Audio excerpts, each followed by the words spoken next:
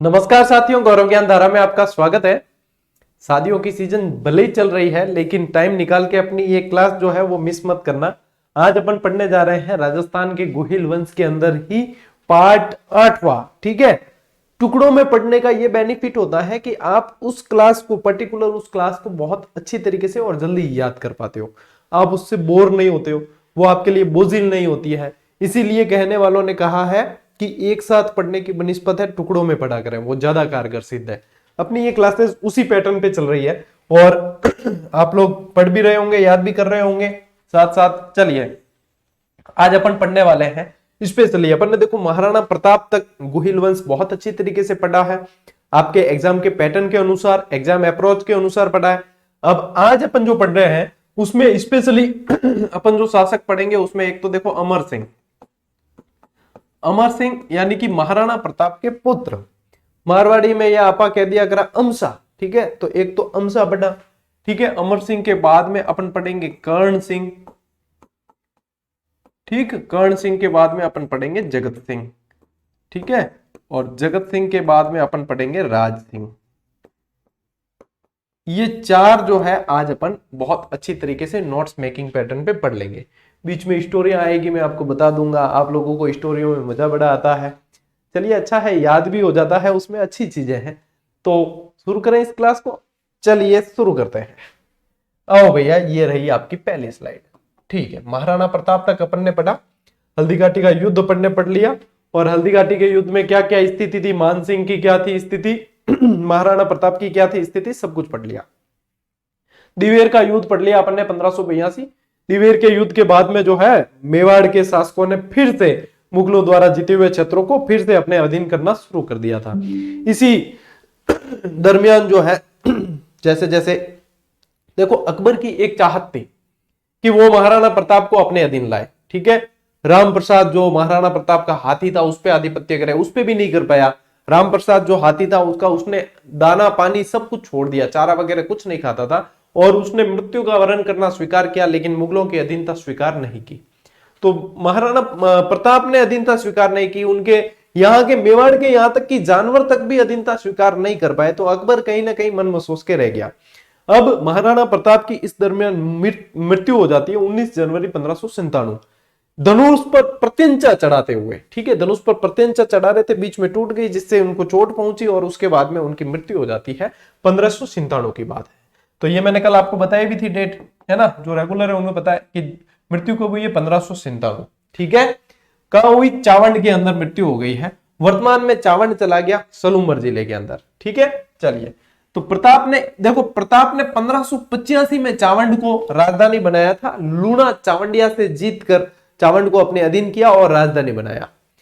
ये चावंड जो है वो मेवाड़ की आपातकालीन राजधानी कहलाती थी। एक बार प्रश्न कैसा बना देखो, प्रश्न सिर्फ टेक्निकली समझने का था। समझने का यह था कि चावंड प्रताप की राजधानी कितने वर्ष रही, यह प्रश्न बना। ठीक है, अब उसमें ऑप्शन क्या क्या दे दिए, 28 वर्ष भी दिया, 12 वर्ष दिया, 15 वर्ष दिया, 18 वर्ष दिया, ऐसे दे दिया। अब जिसने डायरेक्ट पढ़ा है कि प्रताप यानी कि मेवाड़, ऐसे समझ लेते अपन कि मेवाड़ की राजधानी। अब चावंड मेवाड़ की राजधानी रही है वैसे 28 वर्ष। मेवाड़ की राजधानी चावंड कितने वर्ष रही है, 28 वर्ष। लेकिन एग्जामिनर ने क्या पूछा कि प्रताप की राजधानी कितने वर्ष रही। तो देखो, 1585 में तो प्रताप ने राजधानी बनाई, और 1597 के अंदर महाराणा प्रताप की मृत्यु हो जाती है। तो 97 में से 85 घटाओगे तो कितने वर्ष बचेगी, 12 वर्षों तक। यानी महाराणा प्रताप की राजधानी चावंड 12 वर्षों तक रही है। अब जो महाराणा प्रताप ही नहीं रहे तो उनकी राजधानी कैसे रहेगी, अब वो तो फिर अमर सिंह की राजधानी होगी, कर्ण सिंह की राजधानी होगी, ऐसे। तो यहां से टेक्निकली समझने वाली चीजें थी। कई बार क्या है, अपन हंसी खुशी में ले लेते हैं, ओ तो मने आवे, ओ तो मने आवे, ओ तो मने आवे। और एग्जाम हॉल में भी जब अपन करते हैं तो बहुत 100% कॉन्फिडेंस होता है कि हाँ यही सही है। जब ये कॉन्फिडेंस होता है तभी तो अपन उसको अटेम्प्ट करके आते हैं, और तब तक जो है अपन बादशाह होते हैं, अपन खुद भी शासक है कि हमने किया वो सही है। एग्जाम हॉल से बाहर आते आते जो 2-4 लोग मिलते हैं तो अपने 8-10 प्रश्न उड़ा देते हैं। रिक्शा पकड़ के, बस पकड़ के घर पहुंचते हैं, जब तक 20-25 प्रश्न उड़ा देते हैं। इसी तरीके से जो है अपन बैकफुट पे आते हैं फिर। तो इसलिए वहां पे जो है टेक्निकली चीजें सोचनी चाहिए, और व्यवस्थित प्रश्नों को 2 बार पढ़ना चाहिए, उसके बाद में ही अपने अटेम्प्ट करना चाहिए। एक सेकेंड, कुछ टेक्निकली चीज यहां पे भी बता रहा है, मैं इसे चेक कर लेता हूं। नहीं तो फिर क्या है कि मैं तो क्लास रिकॉर्ड करूंगा, बाद में पता चलेगा कि मेरी क्लास जो है आधी रिकॉर्ड है। हाँ ठीक है, कंडीशन अंडर कंट्रोल। ओके चलिए, तो प्रताप की तो ये बता दिया, और मेवाड़ की देखो, चावंड को राजधानी बनाया जो 12 वर्षों तक तो प्रताप की, और 28 वर्षों तक मेवाड़ की राजधानी रही है। क्लास जब तक पूरी नहीं होना, जो भी विद्यार्थी जो जिजिडियंस है, यहाँ के विद्यार्थियों को एक नया नाम दिया गया है, सभी को पता है जिजिडियंस। जो जिजिडियंस है, क्लास पूरी जब तक नहीं हो तब तक कोई कमेंट नहीं करना। हो सकता है आप जो कमेंट कर रहे हो वो क्लास के अंत में या बीच में कहीं बताया गया है। तो इसमें क्या होता है, हम सोचते हैं भाई आपका कमेंट जैसे मैं पढ़ता हूं, कोई मान लो कि सर, जैसे आप अभी कहते हो सर अमर सिंह ने कब तक शासक किया, अब अमर सिंह वाली स्लाइड आनी चाहिए पहले, फिर वो चीजें हैं, है ना। तो जब तक क्लास पूरी नहीं हो जाए अधीर नहीं होना है, मैच्योर बनो। टू बी मैच्योर, आपको सक्सेस होने के लिए मैच्योर बनना जरूरी है, परिपक्व बनो, आत्मनिर्भर बनो जितने बन सकते हो। ठीक है, वैसे हम तो है ही भाई, मैं एक अकेला गौरव सिंह गानेराव आपको कब तक मतलब यूं मतलब एक लक्ष्य की तरफ लेके जाऊंगा, कुछ तो आपको भी परिपक्वता दिखानी पड़ेगी। जितने मैच्योर बनोगे आप लोगों का फायदा है, जितने नहीं बनोगे दूसरों का फायदा है। क्यों? क्योंकि दूसरे फायदा उठाएंगे आप लोगों का। ठीक है, चलिए, तो यहां पे क्या चीज ध्यान रखनी है, 12 वर्ष 28 वर्ष। ओके, मेवाड़ की आपातकालीन राजधानी मैंने आपको बता दिया चावंड है। मेवाड़ की आपातकालीन कह दो चाहे संकटकालीन कह दो, वैसे देखा जाए ना, दुर्ग में पूछे तो कुंभलगढ़। ठीक है, क्योंकि जहां पे शरण स्थली कह सकते हो आप वो कुंभलगढ़। कुंभलगढ़ क्या है, जैसे मेवाड़ पे आक्रमण ज्यादा होता है या सुरक्षित क्षेत्र पे जाना है तो कुंभलगढ़ की ओर जाते थे। राजधानी पूछी जाए, कुंभलगढ़ भी राजधानी रही, ऐसा नहीं कि राजधानी नहीं रही। राजधानी यहां पे पूछी जाए आपको आपातकालीन तो चावंड याद रखोगे। हल्दीघाटी युद्ध के तुरंत बाद एक अस्थायी राजधानी बनाई थी जिसका नाम था अवरगढ़। ठीक है, उसके तुरंत बाद चावंड को नहीं बनाई है। देखो हल्दीघाटी का युद्ध कब हुआ, 1576। चावंड को राजधानी कब बनाई है, 1585। तो हल्दीघाटी के युद्ध के तुरंत बाद एक राजधानी बनाई है जिसका नाम था, अस्थायी राजधानी थी जिसका नाम अवरगढ़ था। यदि यह प्रश्न पूछा ना, मैं दावे के साथ कह सकता हूं आप काफी स्टूडेंट से आगे रहोगे जो सीरियस है और अपने लक्ष्य को जानते हैं। ठीक है, प्रताप के दरबारी कवि, इसमें देखो एक तो याद रखना है आपको चक्रपाणी मिश्र जो इंपॉर्टेंट है, और एक माला साधु। ठीक है, जिसने महाराणा प्रताप का झूलना साहित्य में लिखे, महाराणा प्रताप का झूलना माला साधु लिखे। और चक्रपाणी मिश्र की जो है प्रसिद्ध रचना है देखो, विश्व वल्लभ मूर्तमाला और व्यवहार दर्श। ठीक है, जिसमें से ये विश्व वल्लभ बहुत ज्यादा महत्वपूर्ण है। तो ये इनके दरबारी कवि थे, ये ध्यान रखना है। ये देखो चावंड की राजधानी और महाराणा प्रताप का जो निधन मृत्यु वो भी चावंड में हुई थी, तो ये इनका निर्वाण स्थल है, ये वहां बना हुआ है, आप देख सकते हो अच्छी तरीके से। ठीक है, फोटो देख के नहीं की चीजें याद उजागर है। चलिए भैया स्क्रीनशॉट लीजिए, अपन पढ़ते हैं अमसा अमर सिंह। थे रेगुलर हो कौन, मैं सुबह जो है टेलीग्राम माते आपरी पशु परिचर्य किताब री अपडेट भी दी है। कोशिश है हमारी कि जल्दी से जल्दी दा, तो भी लगभग 20-25 दिन लाग जाए। क्यों लगेंगे 20-25 दिन? क्योंकि देखो क्लासेस तो मैं बड़ी विस्तृत देता हूं, ठीक है, लेकिन पुस्तक जो है हमें सारगर्भित देनी पड़ती है कि टू द पॉइंट, कि हाँ इसको कम से भी कम 3 से 4 बार स्टूडेंट रिवाइज कर सके और वो एग्जाम अप्रोच के अनुसार हो। मान लीजिए एग्जाम में 10 प्रश्न पूछे तो उसमें से 8 से 9 प्रश्न बने, और उसमें क्या होता है, रिवाइज करना बहुत इजी होता है, जल्दी हो जाता है। इसीलिए जीजीडी या मेरी जो पुस्तकें आती है वो इतनी डिमांडिंग रहती है। क्यों? अनावश्यक सामग्री नहीं मिलती। आवश्यक है उसे बार बार पढ़ना है, रिवाइज करना है, और निश्चित रूप से सिलेक्शन। इसलिए चुनौती तो यही है ना कि सारगर्भित में संपूर्णता देनी है, उसे शॉर्ट में संपूर्ण कैसे देना है। यदि विस्तृत देना हो तो सब कुछ ले लिया, दे दिया बस तुरंत, अभी तक तो आप पढ़ के भी पुराने हो गए होते। लेकिन मेन चुनौती यही है कि उसे सारगर्भित करनी है। चुनाव कार्य आ गए, उससे भी डिले हुआ थोड़ा, 15, 20, 25 जितना जल्दी हो सके हम वो प्रयास करेंगे। बढ़िया तरीके से पूरी टीम काम कर रही है, अच्छा प्रयास करेंगे, और जितनी आपकी उम्मीदें हैं उस हिसाब से हमें उस पर प्रयास करना भी पड़ता है। ठीक है, चलो, कोई भी नहीं पूछे कि अब कोई नहीं पूछे कि किताब कब आई, क्योंकि यूट्यूब की कम्युनिटी टैब में बताया, टेलीग्राम पे बताया, और क्लास में भी बता दिया। ठीक है, और कोई तरीका नहीं है, कोई हेल्पलाइन नंबर नहीं है, जो मैं बता रहा हूं वही हेल्प है।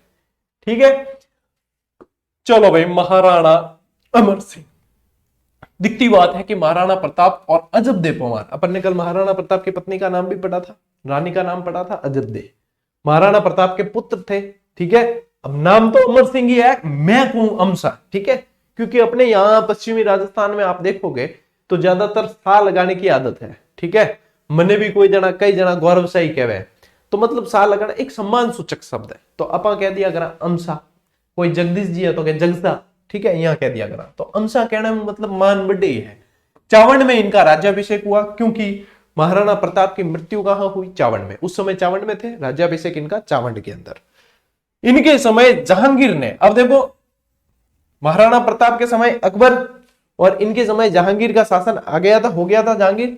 तो जहांगीर ने मेवाड़ पर जो है अभियान जारी रखे। भाई अकबर ने तो जगन्नाथ कछुआ को भेज के अपना अंतिम जो है प्रयास कर लिया। उसके बाद में फिर जहांगीर शासक बना, तो जहांगीर ने फिर प्रयास जारी रखे कि कैसे भी करके मेवाड़ को तो अधीन लाना है तो लाना है। अब जहांगीर भी सफल नहीं हो पाया मेवाड़ को अधीन लाने में, कि मेवाड़ को अपने अधीन ही लाया है, ऐसा सफल नहीं हो पाया।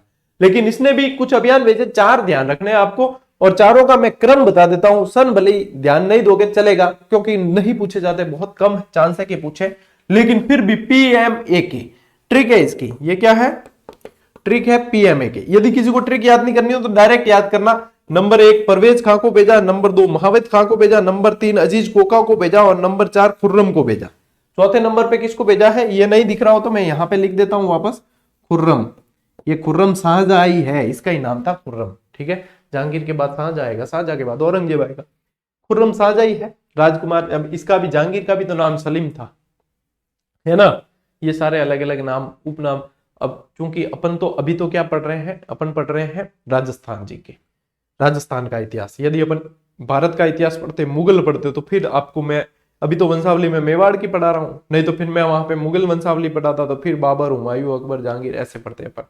और उनकी जो है उन्होंने क्या युद्ध लड़े, उनके समय क्या घटनाक्रम हुआ, वो पढ़ते। अभी क्या पढ़ रहे हैं? मेवाड़। ओके चलो भाई, अब देखो ये PMAK से याद रह जाए, बढ़िया तरीका है PMAK, सबसे बेस्ट तरीका है, आसानी से क्रम याद हो जाएगा। नहीं तो फिर वैसे भी याद तो करना ही पड़ेगा कि परवेज खां करियो, महावत खां करियो, ठीक है, अजीज कोका करा, अजीज कोका और मान सिंह, जिनको अकबर ने 7,000 का मनसब दिया था, ठीक है। चलिए अब आओ आगे, देखो यहां पे क्या हुआ। इस दरमियान देखो इन्होंने इतने प्रयास किए, लेकिन अमर सिंह जी जो है वो भी, देखो महाराणा प्रताप के पुत्र थे, इन्होंने भी मतलब संघर्ष जारी रखा, अधीनता स्वीकार नहीं की। अब जहांगीर यहां तिल मिला उठा, इंसान नहीं वह कि हम मुगल बादशाह है, हम भारत के बादशाह है, और हमसे ये मेवाड़ रियासत नहीं मान रही। तो इसने क्या कहा, इनके ये जो सेनापति थे इनको, कि मेवाड़ के मतलब आप जैसे जाते हो ना सेना लेकर अभियान करते हो, आप अधीनता नहीं स्वीकार करते तो आप सेना लेकर जाते हो, आप जनता में कत्लेआम करो दबा के, ठीक है। और आप आसपास जितनी मतलब खेत खलियान वगैरह जो भी है वो सब नष्ट कर दो, जला दो, सारा तहस नहस करो। इनका आम जीवन जो है वो सही चलना ही नहीं चाहिए, ये चीजें करो, अपने आप के ये जो है अपने अधीनता स्वीकार करेंगे। इन्होंने इतना कत्लेआम और इतनी सारा सब फैलाया, ये गंदगी फैलाई इतनी, सब जगह आग लगानी और सब जगह ये ऐसी मतलब अवांछित घटनाएं की इन्होंने यहाँ पे मुगल सैनिकों ने, और ये जहांगीर के कहने पर।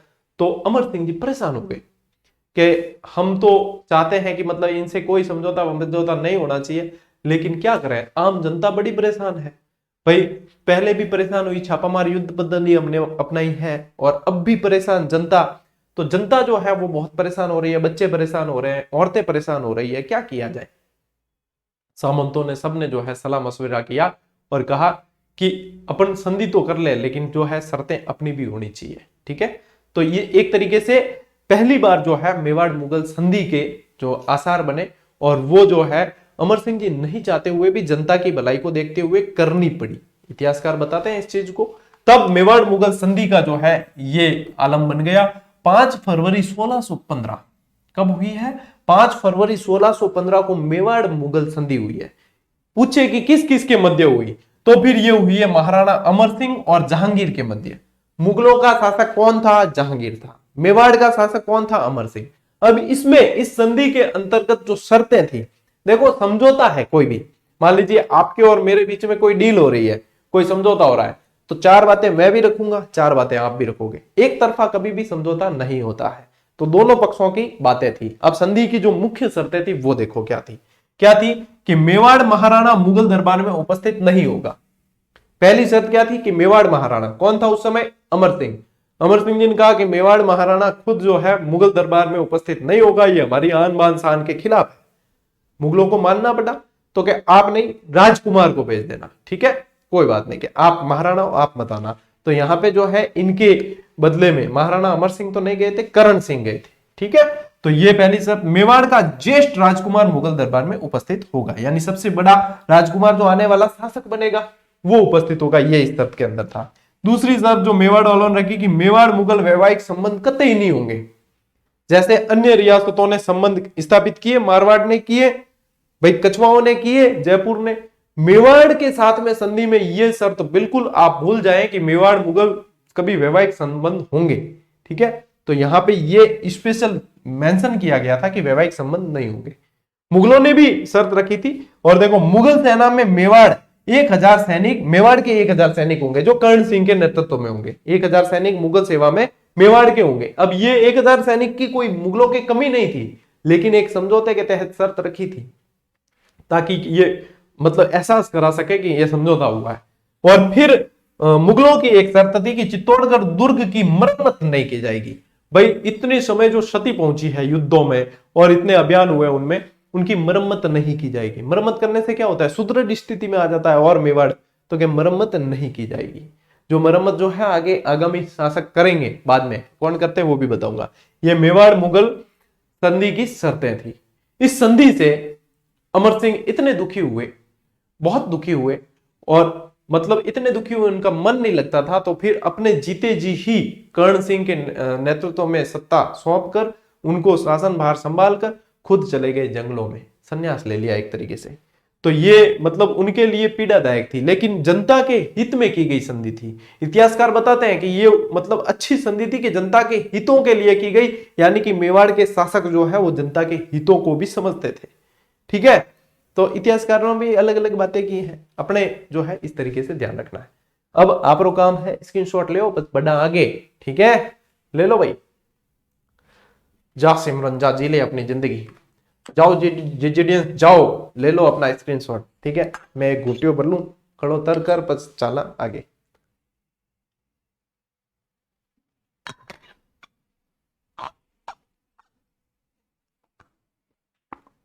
चलो भाई, कमेंट करके बताओ ये क्लासें आप लोगों के लिए कितनी, मतलब इस चलती क्लास में नहीं, क्लास पूरी हो जाए ना उसके बाद में कमेंट सेक्शन में, अभी जो करते हो वो चैट बॉक्स में आती है, वो स्थायी नहीं है, वो अस्थायी राजधानी है, ठीक है। अपने स्थायी राजधानी की तरह कमेंट करना है, जब क्लास पूरी हो जाए तब बताना कि आप लोगों के लिए कितनी ये हितैषी है, आपको किसने सजेस्ट किया, या डायरेक्ट सामने आई क्लास, आप कहां से हो, वगैरह वगैरह कर सकते हो किसी भी क्लास पे।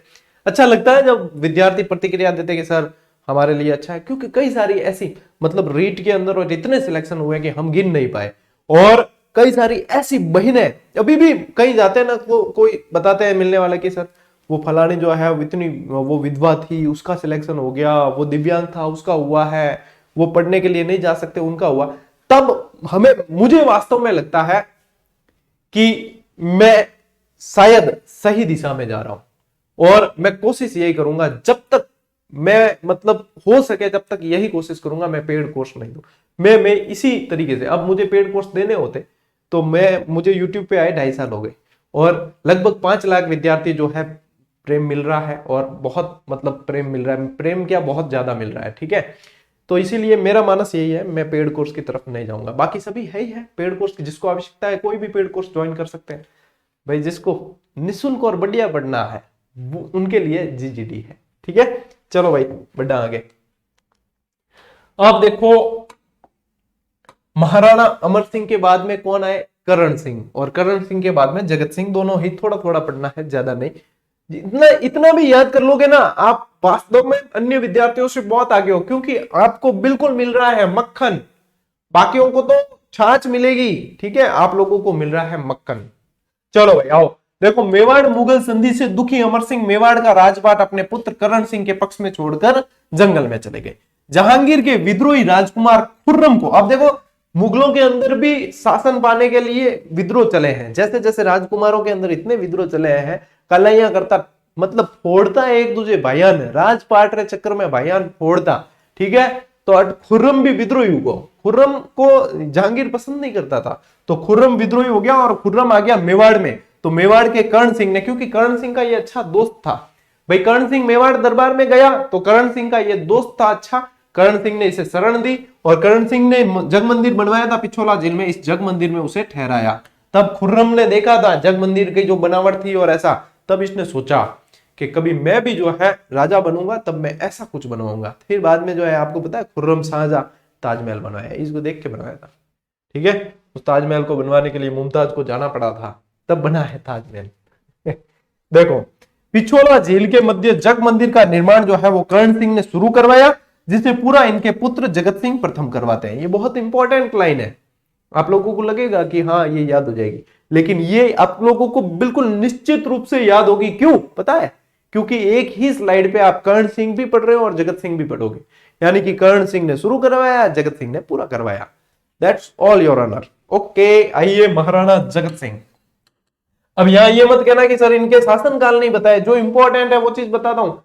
मुझे बता देना आज दिन तक कोई प्रश्न आप लोगों के सामने आया हो जिसमें यह पूछा हो कि कर्ण सिंह का शासनकाल क्या रहा या जगत सिंह का शासनकाल क्या रहा। क्योंकि मैं इसी चीज को कहता हूं कि आवश्यक पढ़ो, अनावश्यक को पढ़ने के चक्कर में आवश्यक भी छूट जाता है। भाई फिर भी शासनकाल आपको चाहिए तो भाई गूगल कर लो, आप लोगों को निश्चित रूप से मिल जाएगा, तो लिख लेना। मेरे अनुसार तो जो सही है वो बताता हूं, ताकि विद्यार्थी उन चीजों को याद करने पे ध्यान दे और उन्हें याद करके सिलेक्शन ले। ठीक है, और जगत सिंह पन्ना मेवाड़ मुगल संधि के विरुद्ध। अब देखो कर्ण सिंह ने भी शुरू नहीं करवाया मरम्मत कार्य, लेकिन जो है जगत सिंह प्रथम ने मरम्मत कार्य शुरू करवाया। किसका? चित्तौड़ दुर्ग का। यानी कि मेवाड़ मुगल संधि के बाद पहला शासक जिसने चित्तौड़गढ़ दुर्ग का मरम्मत कार्य शुरू करवाया वे आप रहे जगसा पुणा जगत सिंह। ठीक है, चलिए उदयपुर में जगदीश मंदिर का निर्माण करवाया और इस जगदीश मंदिर को सपनों में बना मंदिर भी कहते हैं। सपनों का मंदिर या सपनों में बना मंदिर कहते हैं कि भगवान ने प्रकट होकर इनको ये बताया था, इसलिए इन्होंने पहले सपना देखा फिर मंदिर बनाया। इनकी दाई मां थी, दाई मां समझते हो, जो पाल पोस के बड़ा करे। इनकी दाई मां का नाम क्या था? नौजूबाई। क्या नाम था? ये देखो यहां मिटा देता हूं नहीं तो फिर नौजूबाई। नौजूबाई का इन्होंने मंदिर बनवाया जिसे दाईमा मंदिर या नौजूबाई के मंदिर के नाम से जाना जाता है उदयपुर के अंदर। ठीक है, जगन्नाथ राय प्रशस्ति ये भी इन्होंने उत्कीर्ण करवाई। देखो जगत सिंह के नाम से ही फिर जगन्नाथ राय प्रशस्ति, ध्यान रखना। जग मंदिर के निर्माण को पूर्ण करवाया। अब देखो जग मंदिर यहां पे शुरू करवाया है, यहां पे पूरा करवाया। जगदीश मंदिर अलग है, जग मंदिर अलग है। ठीक है ना, आजकल तो इनमें होटलें संचालित है पिछोला जेल के अंदर, वो महंगी महंगी होटलें हैं। ठीक है, आपके और मेरे बस की बात नहीं है कि वहां पे एक रूम भी बुक कर सके। चलिए आप स्क्रीनशॉट लीजिए, अपन बढ़ते हैं आगे। क्या पता आप में से किसी की बस की तो हो, बाकी मेरे बस की नहीं है। ठीक है, चलो भाई अब पढ़ा महाराणा राज सिंह। देखो महाराणा राज सिंह पढ़ने से पहले यह ध्यान रखना कि यहां पे आप राज सिंह पढ़ोगे और यहां पे मुगल शासक, यानी कि सामने मैं लिख रहा हूं यहां पे मुगल शासक औरंगजेब पढ़ना है आपको, औरंगजेब पढ़ना है। अब जैसे ही राज सिंह शासक बनता है ना, तब जैसे मतलब राज सिंह शासक बना है तो राज सिंह शासक बना उस समय जो है शाहजहां ही शासक था, लेकिन बाद में औरंगजेब बना है। जब राज सिंह शासक बनता है तो यहां पे शाहजहां जो है इसे 5000 का मनसब देता है।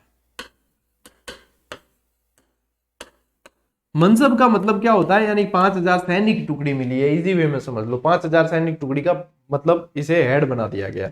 यहाँ पे 5000 का मनसब भी देता है, खिल्लत वगैरह भेंट की जाती है। खिल्लत का मतलब है कि एक भेंट दी जाती है जिससे मान सम्मान बढ़ता है। ठीक है, अब यहाँ पे जो संघर्ष होगा ना, ये राज सिंह और औरंगजेब के मध्य संघर्ष होगा। एक समय जब औरंगजेब भी उत्तराधिकारी युद्ध लड़ रहा था, तब दारा सिकों, जो मतलब भाइयों भाइयों में, उत्तराधिकारी युद्ध किसमें होगा? भाइयों भाइयों में।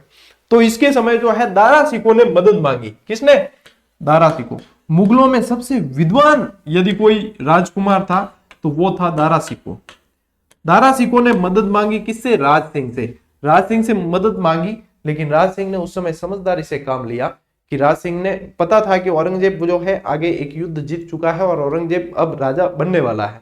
उस समय राज सिंह ने समझदारी से काम लिया और दारा सिकों को पत्र लिखवाया कि मेरे लिए मुगलों के सभी जो राजकुमार है वो एक समान है। इस बात से औरंगजेब खुश हो गया। औरंगजेब खुश हुआ और उसने समझा कि हाँ राज सिंह अपना मित्र है, और राज सिंह ने जो मतलब अपने क्षेत्र खोए थे वो वापस लौटा दिए। इस दरमियान एक चीज और ध्यान रखना, राज सिंह ने जो है इनके उत्तराधिकारी युद्ध का फायदा उठाकर एक चीज करवाई जिसे कहा जाता है टीका दौड़। क्या कहा जाता है? टीका दौड़। टीका दौड़ क्या है? टीका दौड़ मतलब ऐसा है कि एक शिकार करने की एक प्रक्रिया है जिसके माध्यम से जहां जहां तक ये जाते हैं वहां वहां तक सीमा निर्धारण हो जाती है, उसे कहा जाता है टीका दौड़। इस टीका दौड़ के माध्यम से राज सिंह ने बहुत सारे क्षेत्र जो है वो जीत लिए थे, ठीक है ना, आसपास के खूब सारे क्षेत्र जीते थे। तो ये कुछ चीजें ध्यान रखनी है। इसके अलावा और एक ध्यान रखोगे तो राज प्रशस्ति जो बहुत ज्यादा पढ़ने में आती है, और ये कह सकते हो कि एशिया की सबसे बड़ी प्रशस्ति कहा जा सकता है। 25 काली पट्टिकाओं पे ये लिखी हुई है संस्कृत भाषा में, ठीक है, राज प्रशस्ति, ये भी आपको विशेष रूप से ध्यान रखनी है। आगे एक आएगी राजकुमारी चारुमती, ठीक है, यही तो आप लोगों को यहाँ स्टोरी में मजा आएगा, ठीक है, राजकुमारी चारुमती आएगी। चलिए मैं नोट्स मेकिंग पैटर्न पे ही आपको लेकर जाता हूँ, ये तो सिर्फ समझने के लिए था, एक बेस बन गया। चलिए आते हैं नोट्स मेकिंग पैटर्न पे। आओ, महाराजा राज सिंह और मुगल। देखो, जन्म पूछे 1629, मृत्यु पूछे 1680 और राज्याभिषेक 1652। 1652 राज्याभिषेक। इनके राज्याभिषेक से संबंधित तो पूछ सकते हैं कभी, लेकिन जन्म और मृत्यु से संबंधित नहीं पूछा जाता आज तक। पिता महाराणा जगत सिंह, माता महारानी मेड़तनी, ठीक है। उपाधि इनकी जो थी विजय काटकातु, ये यहां पे बहुत ज्यादा इंपॉर्टेंट पूछा भी गया है, और आने वाले समय में आपके एग्जाम के अनुसार तो ये बहुत अच्छा प्रश्न और बहुत इंपॉर्टेंट है, ठीक है, इंपॉर्टेंट लगा देना। विजय काटकातु की उपाधि, और एक और क्या उपाधि है? Hydraulic ruler.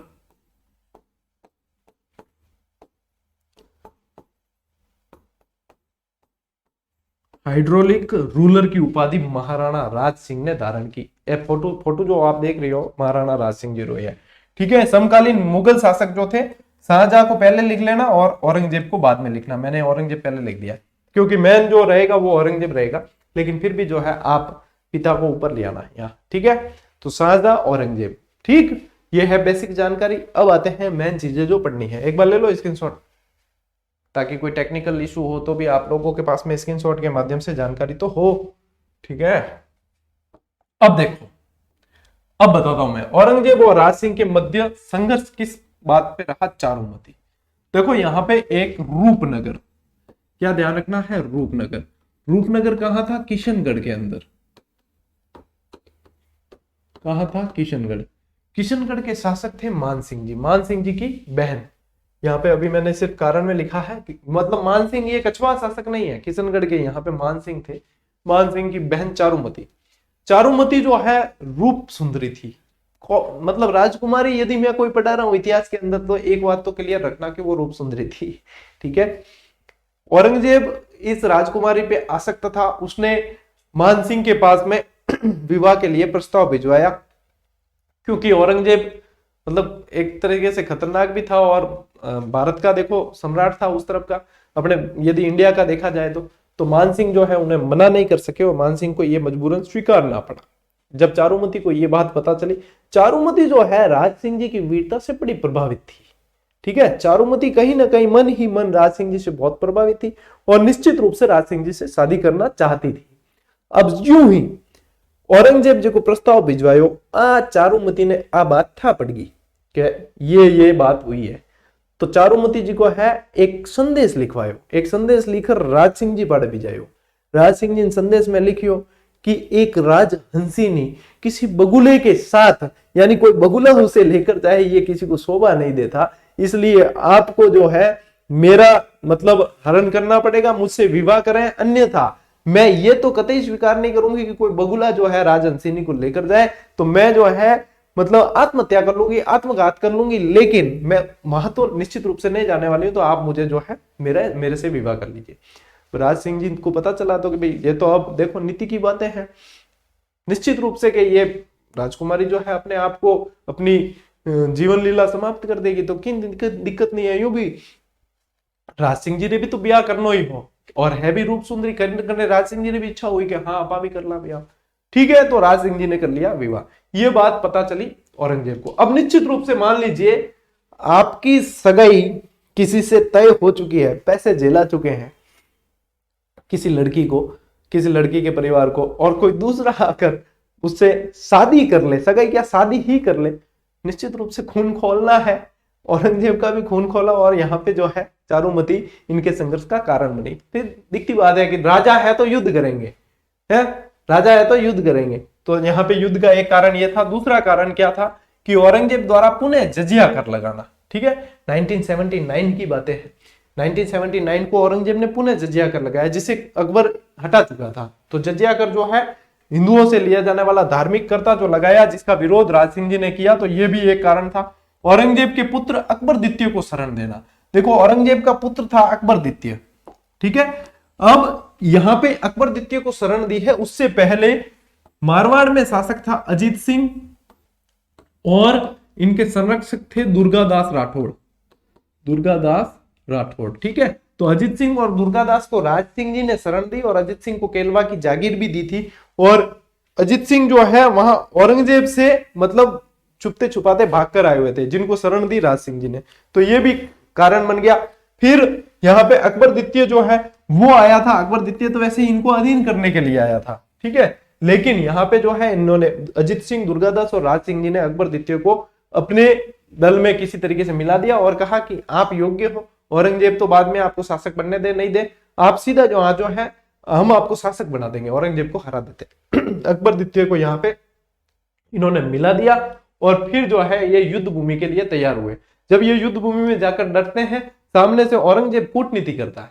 औरंगजेब क्या करता है, एक पत्र लिखवाता, जाली पत्र, और पत्र जो है वो दुर्गादास और राज सिंह जी के खेमे के बाद डलवाता है, ठीक है। और उसमें लिखा हुआ क्या था, वाह बेटा वाह, बेटा हो तो तेरे जैसा, तूने एक ही झटके में मेरे तीनों दुश्मनों को एक साथ एक ही यहाँ पे मैदान में ले आया। अब मैं इन्हें जो है साफ करके और अपन जो है राज करेंगे। ये पढ़ा राज सिंह जी ने दुर्गादास के, हमारे साथ तो धोखा हुआ सबसे बड़ा, ये तो गद्दार निकला, ये तो गद्दार निकला। और ये जो है अपना खेमा उठाकर दुर्गादास और राज सिंह जी निकल पड़े, ठीक है, वापस चले गए अपने अपने खेमे में। जब अकबर द्वितीय को यह पता चला तो उसने सोचा कि राजपूत कभी धोखा तो नहीं करते, लेकिन ये क्या हुआ कि वो है नहीं यहाँ। फिर वो वापस जाके स्थिति पता लगाता है तो वो बताता है कि देख लेटर तेरे नाम का, ये तो ठीक हुआ, हमको पता चल गया, नहीं तो हमको मरवा देता तू। तो क्या नहीं, ये मेरे बाप की काली करतूत है कि उन्होंने गलत संदेश भेजा है, तब इनको पता चलता है। फिर ये वापस इसका साथ देते हैं वगैरह ऐसे। तो दिखती बात है कि यहाँ पे जो है युद्ध के ये सारे इनके मतलब संघर्ष के बीच में ये सारे कारण थे, ठीक है। औरंगजेब के समय देखो, और एक और चीज ध्यान में रखना, औरंगजेब के समय 1969 में 1669 में औरंगजेब एक इलाहाबाद की घोषणा करता है, जिसमें जितने भी मंदिर होते हैं उनको तोड़वाने की आदत दे देता है। तब औरंगजेब के समय श्रीनाथ जी की मूर्तियां लेकर गोस्वामी बंधु भागे थे वहां से, गोसाई दामोदर और गोपीनाथ, जिनको राज सिंह जी ने शरण दी। और फिर उनकी मूर्ति जो आपको पता है सिंहाड़, जो नाथ द्वारा के नाम से जानते हो, वहां पे स्थापित करवाई। सिंहाड़ और काकरोली में मूर्तियां स्थापित करवाई। ये काम भी किसने किया है, राज सिंह जी ने किया, ठीक है। राज सिंह जी के समय राजसमंद झील का भी निर्माण हुआ है, राजसमंद झील का भी निर्माण हुआ है। ऐसा मतलब जिला जो किसी झील के नाम से जाना जाता है वो ये है, ठीक है। और राजसमंद झील के अंदर ही राज प्रशस्ति, जो सबसे बड़ी आप ये कह सकते हो 25 काली पट्टिकाओं पर, क्या ध्यान रखना है, 25 काली पट्टिकाओं पर लिखी हुई एशिया की सबसे बड़ी राज प्रशस्ति, ठीक है। लिखी मतलब उत्कीर्ण किसने कर रही थी या लिखी किसने थी, तो अब ध्यान रखना है कि रणछोड़ भट्ट तेलंग,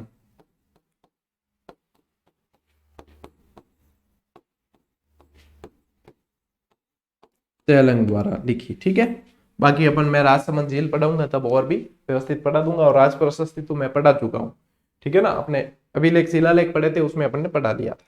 यहाँ पे 9 चौकी पाल है, और क्या ध्यान रखोगे, यहाँ घेवर माता का मंदिर है, ठीक है। चलो ले लीजिए स्क्रीनशॉट। चलो आगे बढ़ते हैं।